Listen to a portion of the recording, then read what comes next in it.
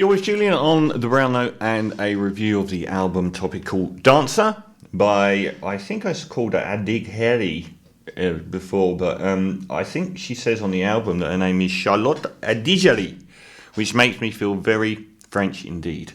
Charlotte Adigéry and Bolis Pupul. I don't want to say what and then they're Belgians with, I think she's got Belgian Caribbean background, so they're both from the diaspora side of things, which makes it immediately very interesting to critics. So you've got non-white Belgian people making music that references sexuality and gender and social politics and immigration and stuff like that. So a lot of critics have fallen over themselves to worship this album. It's one of the better reviewed albums of the year so far. I'm less in that bracket, unfortunately. I think Topical Dancer is an excellent title, though, a play on Tropical Dancer. This is sort of in a very bouncy, spongy, aerated, post-K-Tronada sort of electronic, bouncy world, a very appealing production. I don't want to be really sexist, but given that Charlotte does the vocals, you have to assume that Bolis is making all the music. I don't know that that's true. Maybe they both are, but they're collaborated on this album anyway.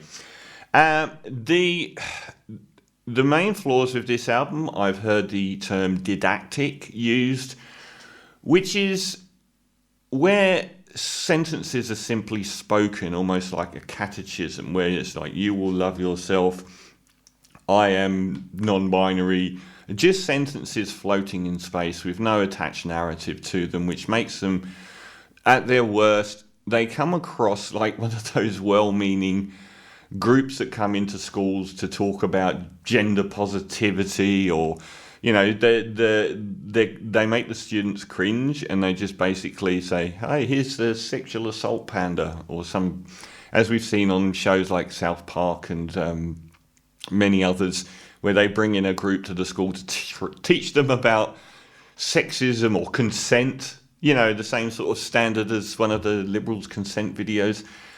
Which can be a bit cringe-inducing, and the fact is that they're often left with no story attached to flesh out the sentences on race or sexuality or gender. It's just like spoken lines that exist in space. It works at its best, though, when they actually use humour, which is ever present throughout this album. It's got a very fun vibe to it. Esperanto, that's the first major track on the album, and it works because it pokes fun. So it isn't about race from a view of someone that's being hectoring. It's just poking fun. I love the line, don't say Black Americano, the coffee, say African American. And I thought it was often very, very funny. And that's when it works at its best. It's when they've dialed up either the humour or, on later tracks, added a narrative. So I really like that opening one, Esperanto. There's a sort of almost electro house vibe, a modern version, not a pulverizing version. It's got a very light touch. The third track, Blender, it's a collection of phrases. It just isn't interesting.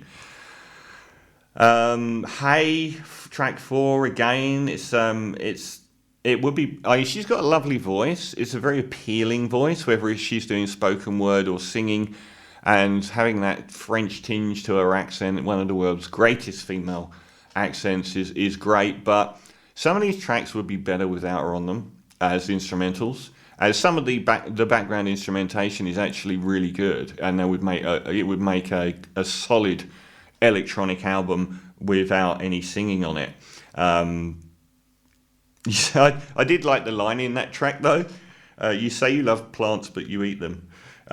Track 5 is where it hit me, is a great example of how badly wrong the rest of the album gets it. Here she paints a narrative about being 13 years old, wearing knee-high socks and a skirt, coming home from school and being wolf whistled at by adult men who are sexualizing her, and she doesn't understand. She assumes she's got her skirt tucked in her knickers or something, and they're poking fun at her. They don't realize that they're actually sexualizing a young child.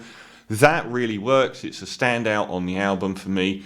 And it works because it puts all of this into a narrative. It weaves it into a story. And that's so much more strong than just saying a sentence. And the other thing is that track's got such a great industrial, almost progressive house instrumental backdrop to it. It's the strongest on the album. After that, a lot of the tracks get quite drifty. And I thought that Reappropriate was another of several really cringy statement songs. I really hate the word woke, but it's so useful as shorthand. It describes so many different things. I mean, I hate the term, but it's difficult to find something that it basically Reappropriate is about gender and sexuality, and it is a collection of sentences, and it made me cringe. I thought actually Ceci n'est pas un cliché was something really good that they did. It was very post-ESG, that legendary Brooklyn band of three sisters that made ever-sampled live music, bass, drums and keyboards that were the funkiest thing around and get sampled, and also a band that would be heavily influenced from that music, LCD Sound System. Here, the live bass and everything, it's got a much more band sound, and it's a really great track. Absolutely fantastic. What's that? One of the tracks actually introduced some quite sort of dreamy, high-pitched vocals that reminded me a lot of Blondie's Rapture as well. Track 12, Ha Ha, is another abomination, and that's where this album gets bogged down for me, in that several of the tracks aren't just drifty, but they're really bad, and I found them quite difficult. None more so than Ha Ha, the penultimate track. If you can imagine a 3.5-minute track where someone's doing fake laughing, going, ha ha ha, ha ha ha. Imagine me doing that for another 60 seconds, then times that by 3, and then add another 30 seconds.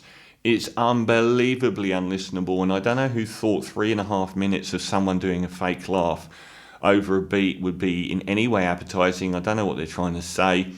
The final track, along with Esperanto and It Hit Me, the other of the three really good tracks I thought was Thank You at the end. Again, they managed to make it about something rather than platitudes, and here she is very viciously, satirically attacking everyone that likes their music for taking credit for them. You know, anyone that says that critics saying, you know, you should do this or that, or I liked your earlier stuff better, or I like... She thanks them in the most sarcastic way possible, and that is a great way to end the album. But overall, you know, would I listen to this album out of choice? No, not really. It's the kind of album that if it was on, I wouldn't mind it being on, but I wouldn't probably ever choose to. It's quite symmetrical for me, because it seems like there's almost like 3 great tracks, 3 middling tracks, 3 poor tracks, and 3 near unlistenable tracks where the platitudes just become too much or someone's just doing fake laughing. So for that reason alone, I'm going to give the highly acclaimed Topical Dancer a very middle of the road 5 out of 10.